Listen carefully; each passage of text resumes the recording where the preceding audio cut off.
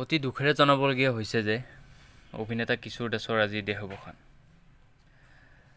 আজি চেন্নাই চিকিৎসালয়ত তেখেতৰ ট্ৰিটমেণ্ট হৈ আছিলে আৰু ট্ৰিটমেণ্ট হৈ থকাৰ মাজতে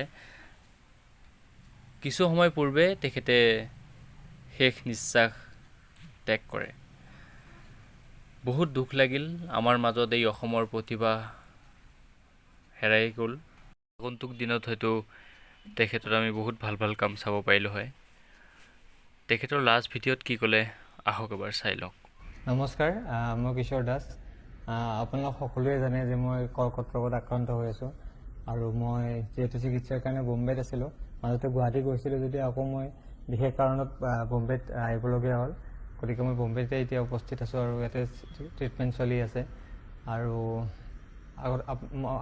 এতিয়ালৈ মই যিমানখিনি কাম কৰিছোঁ আপোনালোক সকলোৱে মৰম কৰিছে, আশীৰ্বাদ কৰিছে আৰু সেইটোলৈ মই আজি চাগে মোৰ মনোবলটো আজিলৈ বহুত ষ্ট্ৰং হৈ আছে। আপোনালোকৰ এই আশীৰ্বাদ পোৱাৰ কাৰণে সাহস পাইছোঁ আপোনালোকৰ পৰা বহুতখিনি। আৰু এইখিনিলৈ মই মোৰ নিজৰ এই ৰোগটোক মই পৰাস্ত কৰিবলৈ মই হেৰি কৰি আছোঁ যিমান পাৰোঁ, কাৰণ মোৰ উইল পাৱাৰটো থাকিলে মোৰ বেমাৰটো মোক হাৰাব নোৱাৰিব। গতিকে মই আপোনালোকৰ যিখিনি মৰম পাইছোঁ, আশীৰ্বাদ কৰিছোঁ, সকলোৰে কাৰণে বহুত বহুত ধন্যবাদ।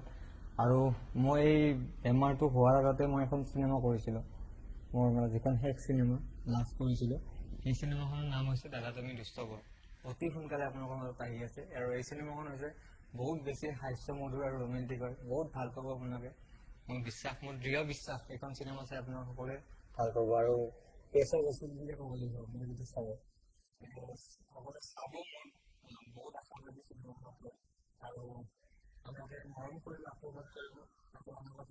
আকৌ নিজৰ কৰ্মস্থানতে আপোনালোকক মনোৰঞ্জন দি ফিল্মি জলিউডৰ পৰিয়ালৰ তৰফৰ পৰা তেখেতৰ আত্মাৰ আমি সদগতি কামনা কৰিলোঁ। বহুত দুখ লাগিল।